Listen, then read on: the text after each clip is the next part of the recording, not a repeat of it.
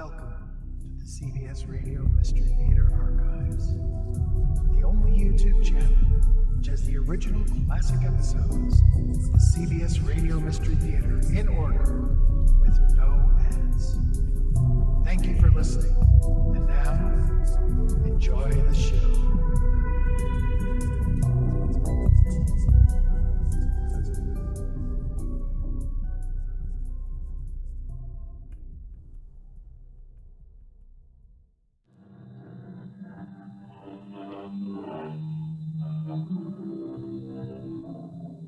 Come in. Welcome. I'm E.G. Marshall. If you go by statistics, most murder victims are killed by people they know, a friend, a relative. And almost always, such violent death is the end to a quarrel, the fatal heat of the moment. Today, something quite different. Crimes without passion. Committed not in hot blood, but in cold. Oh, you're the man they call Cool Killer Carl. Yeah, that's me. Is this your wife?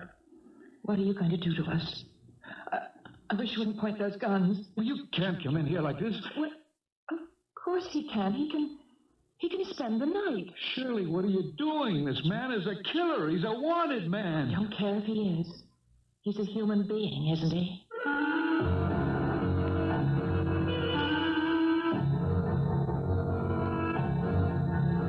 Our mystery drama, Cool Killer Carl, was written especially for the Mystery Theater by G. Frederick Lewis and stars Mason Adams. I'll be back shortly with Act One. No one likes to believe they could be marked for death accidentally, that chance rules. The pistol, the shotgun, the knife is pointed at someone else, not you. If you live harmlessly, why would you be harmed? The question haunts us. The answer eludes us, and so we don't like to think about it. Some of us, however, have to think about it and do something about it. One such person is Lieutenant Poletti of the Union City Police Force. This case took us 2 years to solve. And if it wasn't for the action of one family who were threatened with certain death, who knows how many more lives he would have snuffed out. Who was he? I'm talking about Carl Hefner, or as we used to call him at police headquarters, Cool Killer Carl. And man, he was cool. Take that April Fool's Day when Carl walked into a bar on James Street. You're lucky, I'll say that for you. I was just about to close up the bar for the night. Well, what'll it be, Mac? You got time for just one drink. Well, I see you've got another customer, so I guess I don't have to rush. Oh, you mean him? He's been nursing that drink for too long. I can't make any money out of him. Hey, Kramer. Kramer, I'm closing down, pal. But it's just as well go home and face the music. What do you mean, Mr. Kramer? Oh, when I get home, believe me, my wife's going to throw the book at me. Yeah, how come? This is the second pair of glasses I've busted this week. Oh, Vinny's going to lay me low. Okay, kid, what's in your mind? Hey, what are you doing? What is this? This is a gun. And this is another gun. Both are loaded. Hey, put those away, young man. Now, don't go sticking your nose where it isn't wanted, mister. Stay healthy. I'm a cop off duty. Don't reach for your gun. Kramer, don't. Yeah, that's why I carry two of these. One for each arm. Please, Kramer, do as the kids So say. he's giving you good advice, cop. Now take it out slowly. That's right. Yeah, very slowly. And now, slide your gun down the counter to me. Go on. Kramer, please. And now, cop, just remain where you are. You sit right there, and you finish your drink, and think about your wife. Okay? And now, you were asking me what I'll have, weren't you? Sure. You name it. I'll take whatever's in the cash register. Don't stall, friend. It's not polite, and it's unwise. Open it up. Yeah. All the green stuff. And, by the way, in case I should be coming in here again, my name isn't Mac. Good night, gentlemen.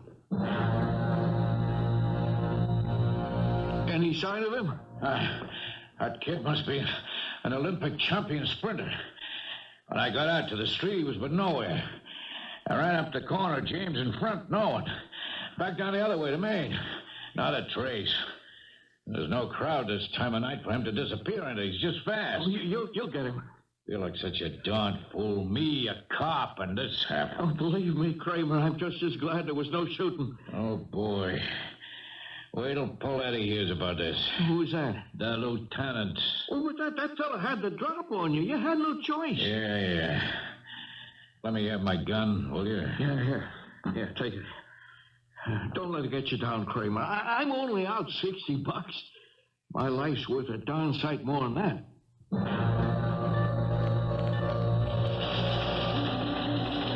I was out the door and after him in 10 seconds, Lieutenant, but he disappeared. I didn't think anyone could run that fast. What did he look like, Kramer? Well, clean-shaven, 5'4", thin, had on what looked like army fatigues, you know, the fake surface kind. Brown hair, brown eyes, muscular. Fast on his feet. Oh, greased lightning. Up James Street and out of sight. And a very calm demeanor during the holdup. Calm? Cold.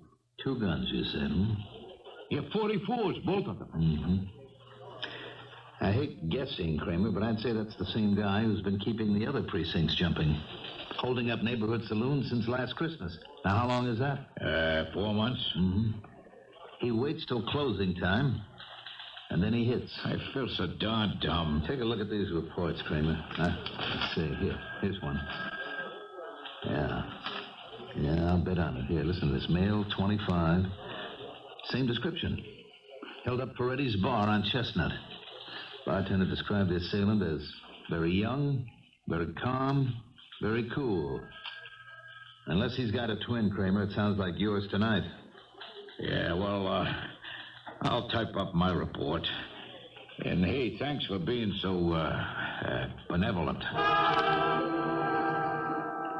2 weeks later, another stick-up of another bar. The same cool hold-up man. The M.O. exactly the same. Not much money taken. Closing time. Only the address was different. McCloskey's Bar and Grill on Front Street. At 11:30 p.m., richer by $125 than he'd been 5 minutes earlier, a man ran out of McCloskey's, made a 50-yard dash up the street, and jumped into a cab parked at the curb. Get going, driver, fast! The cab driver knew something was wrong. He fumbled with the ignition key and then froze. In his rearview mirror, he could see a big man wearing a bartender's apron running up the street toward his cab, yelling, Stop that man. Come on, let's go, chum. Please, you gotta help me. See, that man back there, look. See, I've been romancing a girl, and I only just found out that she's married. And that's her husband heading for us, and he's threatened to kill me.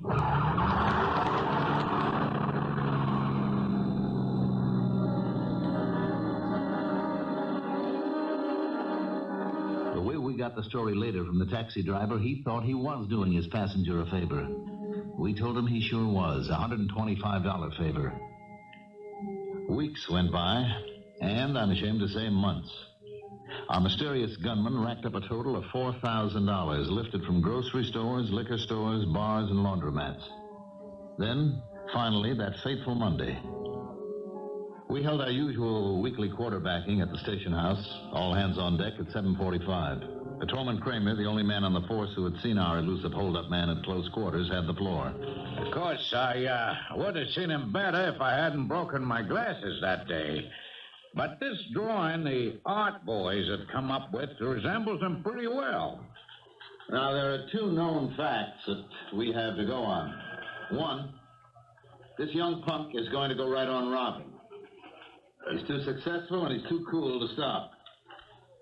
Our psychological report tells us we're dealing with a character of exceedingly high intellect. Fact 2, for 22 months now, this man has pulled out 2 loaded 44s and 1 threat. Now, one of these days, one of the 44s or the other, or both, will go off. And instead of hunting a thief, we'll be tracking a murderer. Remember that. All right, boys. You've all got a sketch of the wanted man. Now get out in the street and search. Yes, sir. Lieutenant. Yes, Kramer? Lieutenant, I've been examining this drawing with my glasses on, and there's one thing that comes to me. I mean, identification that might help. Yeah? The man we're looking for has got a mole on his right cheek, high up, almost under his eye. All right. All right, boys. You heard what Kramer just told me. Pencil in that mole. That was 8:15 Monday morning. Patrolman Kramer took the subway to Union Avenue, where he was detailed that day. At 8:47, Kramer stood up and went to the subway train door. Union Avenue was the next stop. Sitting in the seat right by the door was the young man with the mole on his cheek. The man, Kramer was certain, who had robbed the bar on James Street, April the 1st. Get up, fella. What's the matter? I'm done anything. What do you want from me? I want you to get off at the next station. Well, what for? That's not my stop. It is now. Come on your feet. You can't go around dragging honest, law-abiding citizens off trains just because you're a cop. You're a suspect. I certainly can. Come on of the platform, kid. And don't make a fuss if you know what's good for I tell you, you're making a mistake, officer. I have done nothing wrong. Well, we'll see. Just you stand there. Oh, look at that. You made me miss my train. I tell you, you've got the wrong guy. Yeah. I got a picture here which says different.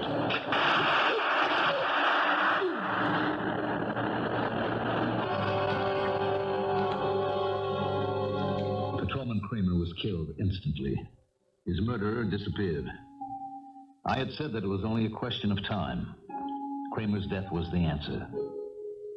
The slugs extracted from Kramer's chest were identified at ballistics, and from there we got a line on the guns. Only a question of time before the guns and the bullets and the purchaser were identified. Now we knew who it was we were hunting. Carl Hefner. Finding Carl Hefner presented the kind of problem that police find almost the most difficult of all to solve. Somewhere, he must have a family, friends, a past life. But apparently he had cut himself off completely from anyone who had known him and operated alone. We stepped up our manhunt, for now he was no longer an ordinary stick-up man.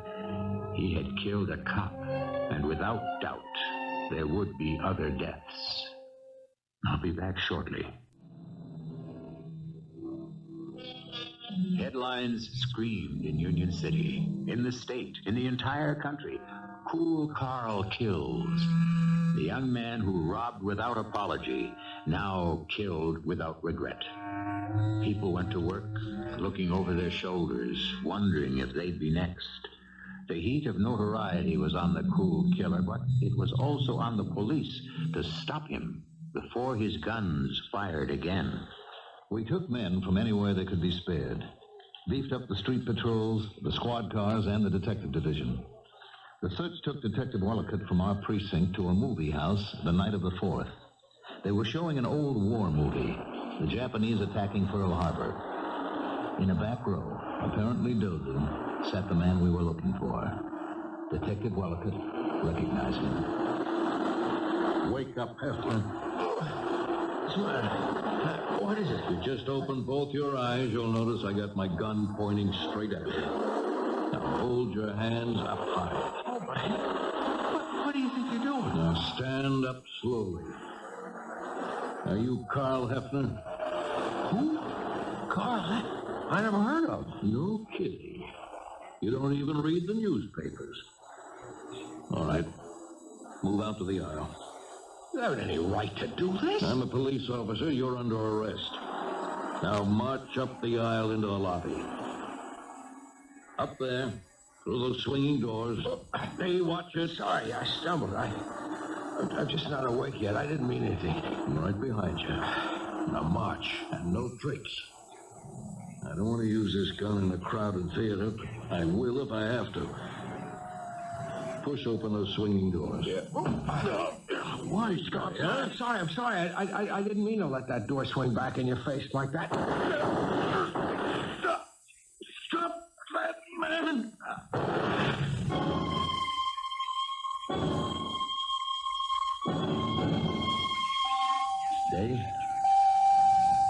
Dave Wellicut? Dave, it's me, Paletti. Oh. Hi. Where am I? You're in the hospital. No kidding. I've been here long? Since last night. Now, don't talk, Dave. I'll fill you in. Yes.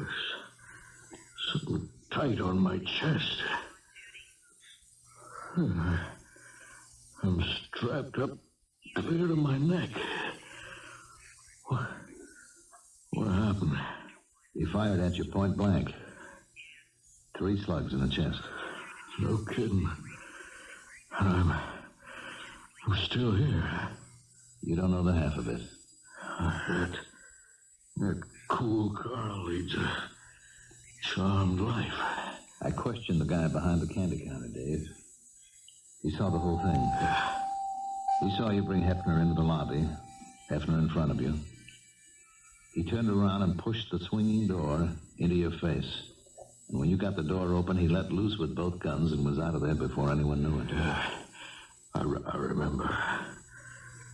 But I'm sure I hit him. That's right, you did. Guy at the candy counter said you got him in the leg. We found blood all the way into the street. Lieutenant, I don't feel very good.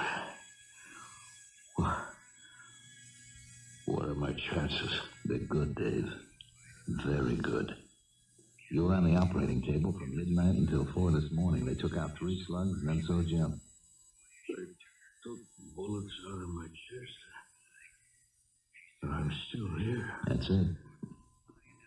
Cool Carl's not the only one that leads a charmed life. How did I cheat the morgue? By a heartbeat, Dave. You know, the doc told me that at that split second when you were shot, your heart had contracted. If it had been expanding, the bullet would have nicked the heart, and right now, we wouldn't be talking. So you'll be as good as new, Dave. They're sure about that. Thanks, Lieutenant. I think I'll go back to sleep now. And as soon as the stitches are out of your chest, maybe I can persuade the commissioner to pin a medal on it. Within minutes of the attack on Detective Dave Wellicut, we had a complete circle cordoned around 10 city blocks of the area. No one could leave or enter without being questioned.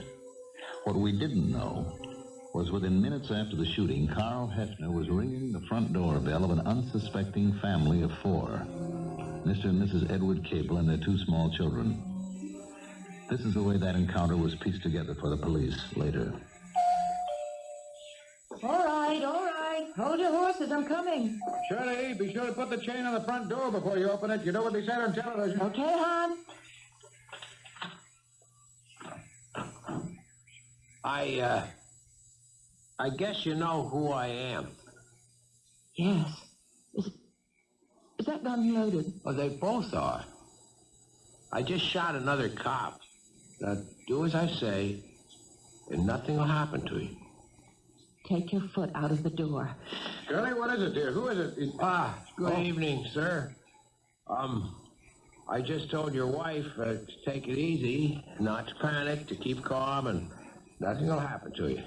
Hey, look, those are guns you're pointing. Aimed right at your wife, sir. And I can shoot a lot faster than you can close this door. What are we going to do? It's the man Carl Hefner they've been talking about on TV. Look, would you go away, please? We have 2 little children upstairs. You sound like a nice family. They'll never look for me here. Will you go somewhere else and leave us alone, will you? You know, if you're really thinking of your kids, you wouldn't want them orphans, would you? Just let me inside and close the door behind me quietly. Hey. Now look, I really mean it, I promise you. I just need to stop running and rest for a bit. I won't hurt you. I'll let him in, Ed. Come on in.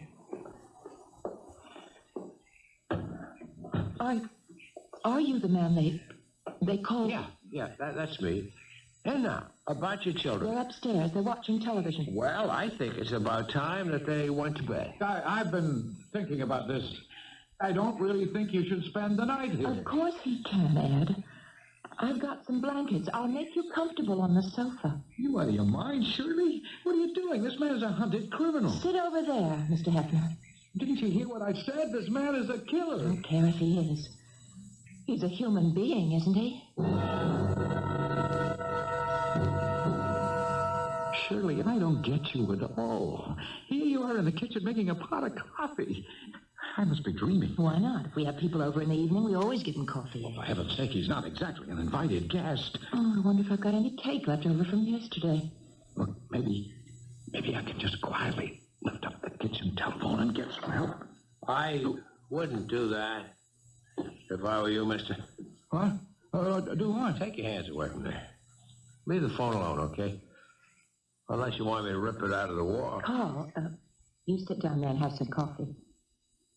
Coffee? Why not? Is this on the level? Oh, Shirley's on the level, all right. When she says coffee and cake, she means it. Well, I haven't had anything to eat all day. You haven't? I could fix you a tuna fish sandwich. Sure, if you say so. Hey, look, Carl, if you don't mind, how about putting those guns away, huh? I mean, we're not going to jump you or anything. That crazy we're not. That's a reasonable request. I'm a reasonable person. I'll put them on the kitchen counter. Now, will you two men just stop hanging over me? The coffee will be ready as soon as the kettle's boiled. I told you to sit, both of you. Eddie, you take this chair. Carl, the other side. We always eat in the kitchen. Eddie, while I get the mugs down, will you slice the cake? Carl, I'll have the sandwich for you in a jiffy. You guys don't seem to be a bit scared. Oh, dear. Oh, sure, I'm scared. I'm scared for Shirley, for David and Betty upstairs. I mean, what are you asking? Yeah, I meant to ask. Are they all right, the children? Well, I brought them their milk. I tucked them in for the night. Did you tell them you had a friend staying?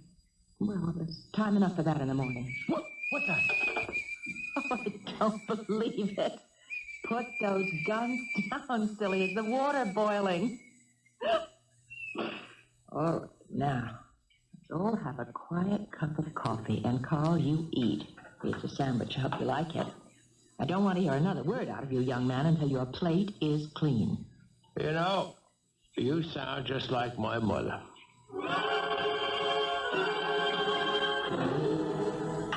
That was very good. Thanks a lot.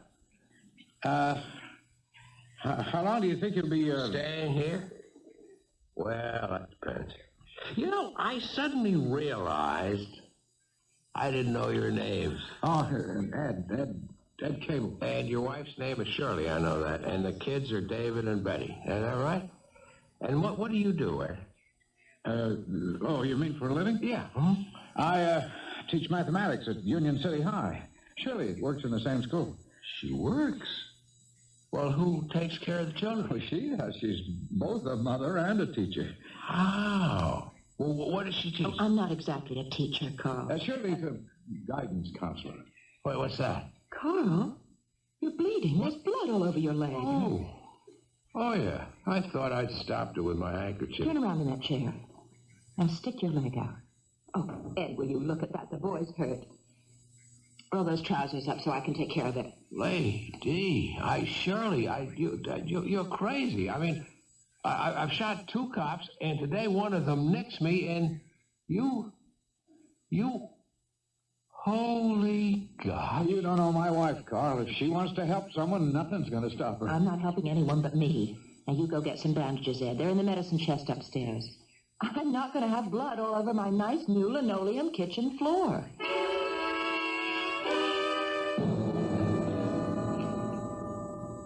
Shirley, can't you sleep? No, I've been lying here thinking about it. It's awfully sad, isn't it? Why would a boy like that, obviously intelligent, turn on society? Look, Shirley, don't you think your sympathies are a little misplaced?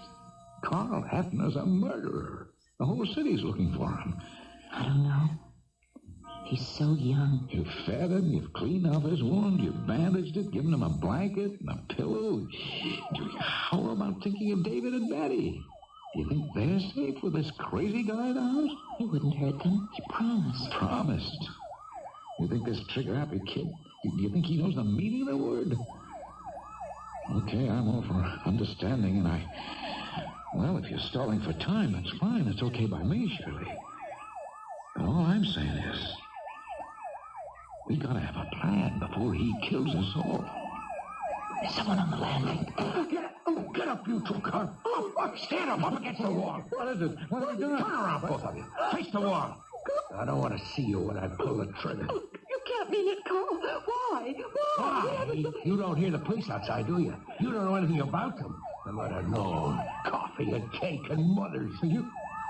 Are you just going to... One broken promise deserves another.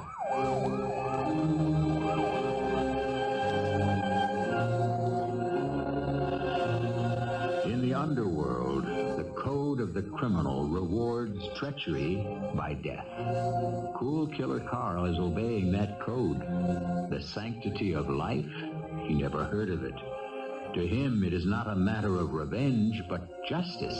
He who rats on me deserves to die. Besides, no matter how many more corpses Carl Hefner adds to his list, society can only pay him back once.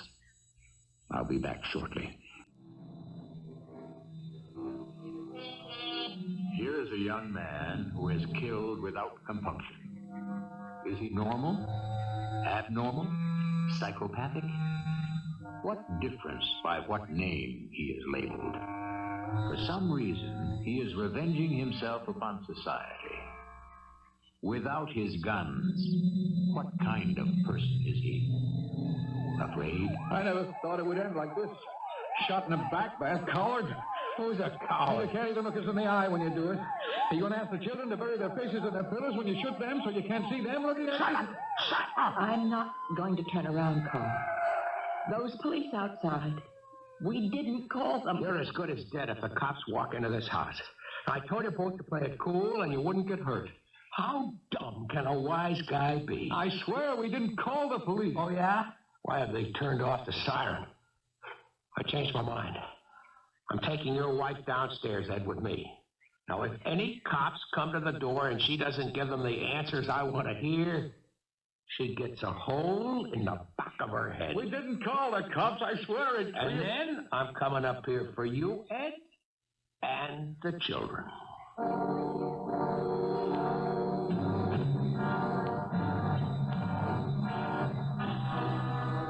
What's keeping those cops? Where are they? What are they waiting for? Police? Maybe they're just out there giving parking tickets. Don't be funny. I disagree with you, Carl. Just doesn't make sense to me that you'd kill me and my husband and David and Betty. For what? You'll be caught finally, and you'll have 4 more deaths on your conscience. You called the police. I mean, what did you expect from me? I told you, I didn't. Ed didn't. As for expect, I thought you'd treat us the way we treated you. What do you know? They're going. You must be relieved. I don't know. I can tell you this, Shirley. You confuse me lots. Someone who wants to help you confuses you? I don't want to think about that. I don't want to get caught. Not just yet, that's all. Is your leg still hurting you? It's all right. You ought to get to a doctor. Suppose it gets infected. It could, you know. A bullet wound. Do you really care? Well, of course I do. Why? I mean, what am I to you? I keep thinking my own son, David. I mean, supposing someday something went wrong for him and he needed help. What if I wasn't around? I'd hope he'd find someone to help him, too. I'm only doing what any mother would. Maybe if I'd had you for a mother, it would all have been different. You'll never make me believe your mother didn't love you. She sure had a funny way of showing it. Is she still alive, your mother? Does she know where you are? She does now. They got pictures of me in every newspaper in Union City. Television, too, I guess. When was the last time you spoke to her? I don't know. You haven't spoken to her. Not in 3 years. Gosh, I'm tired. 3 years and 2 months. It was my birthday, and we had dinner. She made me a special birthday dinner. My dad instead, she was nagging at me. You get a job, she'd say. What are you doing hanging around the house? Get a job. She bought me a comb and a brush, real bristly kind, for my birthday.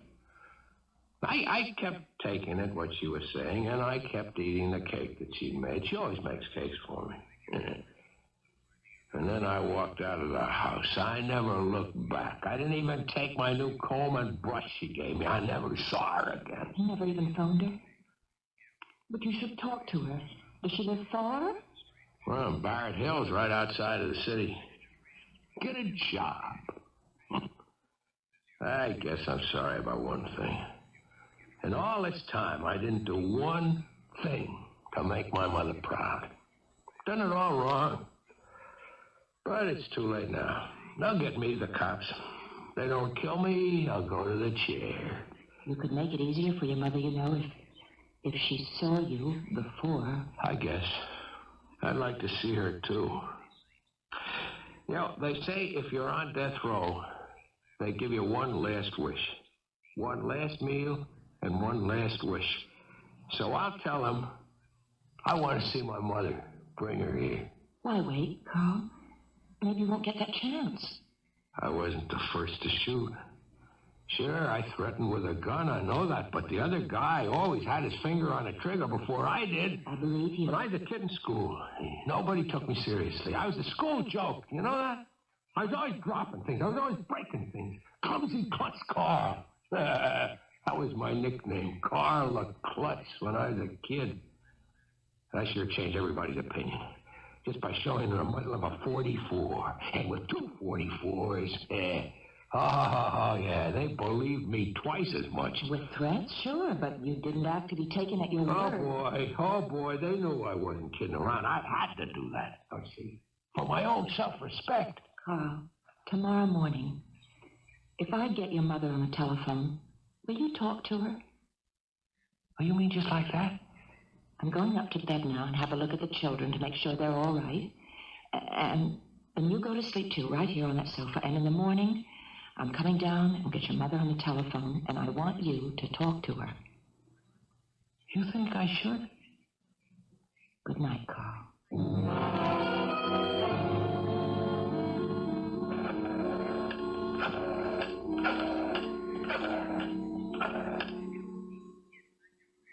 Hello? Is this Mrs. Hefner? Mrs. Hefner, you don't know me. My name is Mrs. Shirley Cable. We live in Union City. I'm calling you at the request of your son, Carl. Why did you say that? It was your idea. Yes, your son. He's here in our house. I know Carl hasn't been in touch with you lately, but he said he'd like to talk to you, so just a minute.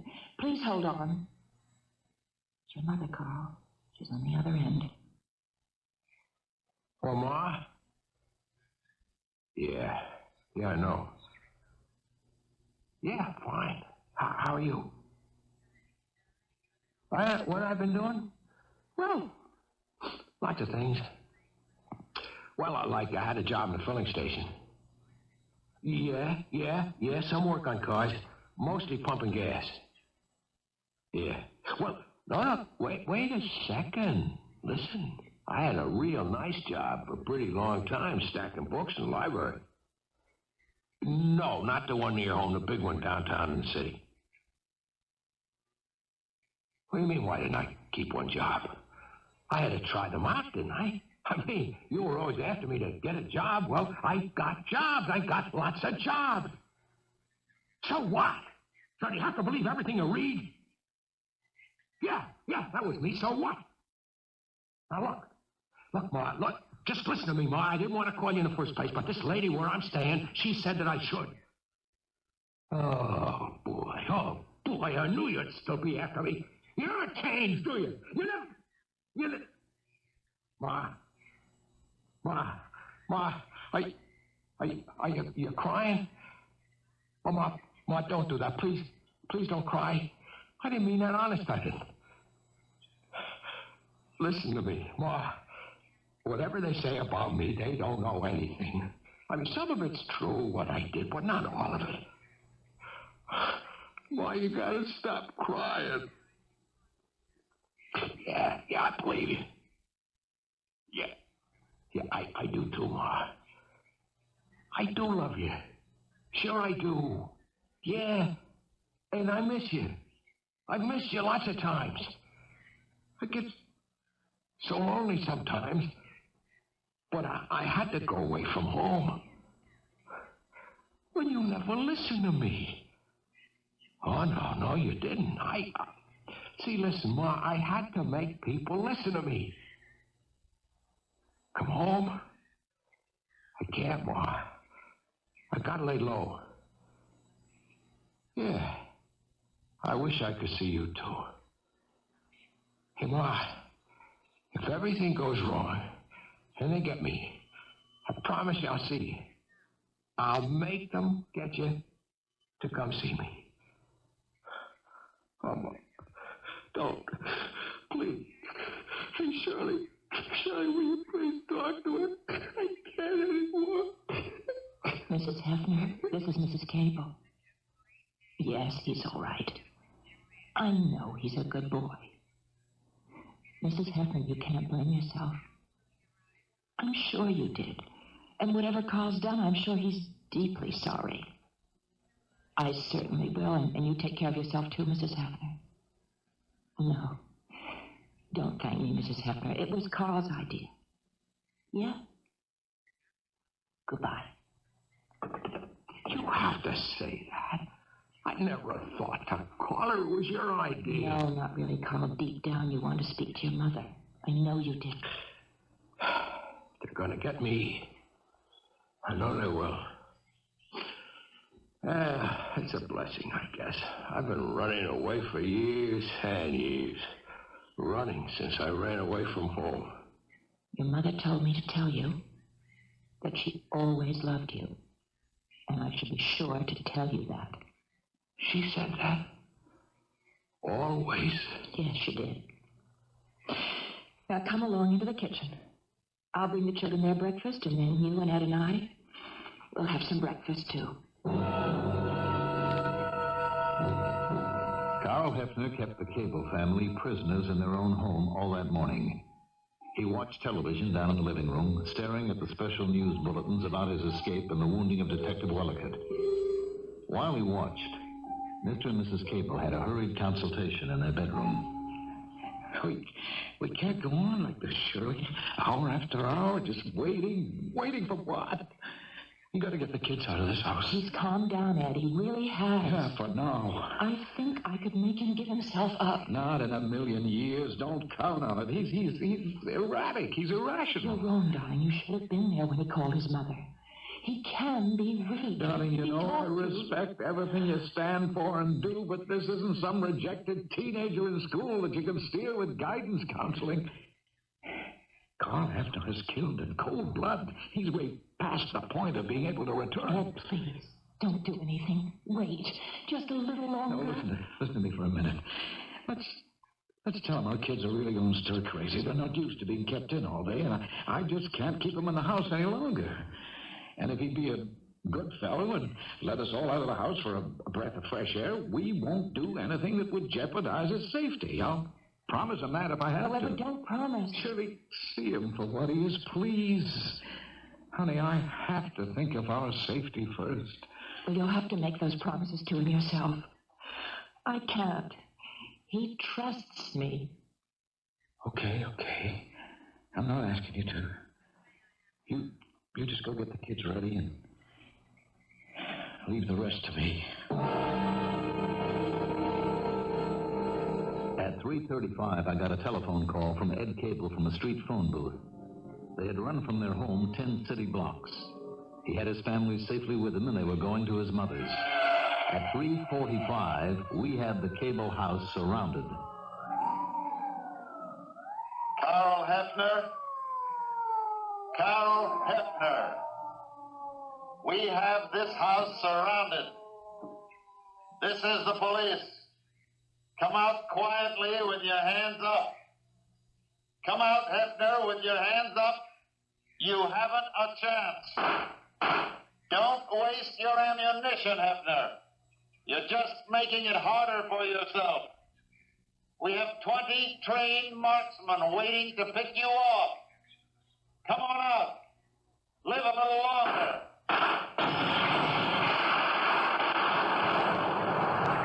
Hold it! Hold it! Hold your fire! I'm going into that house.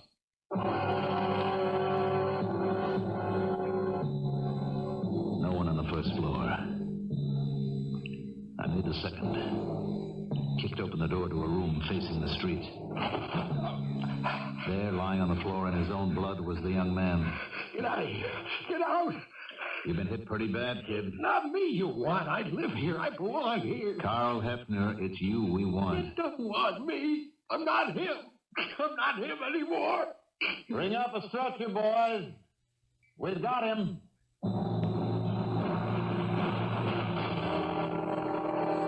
A young man gone wrong, leaving behind him a trail of blood and ending in his own.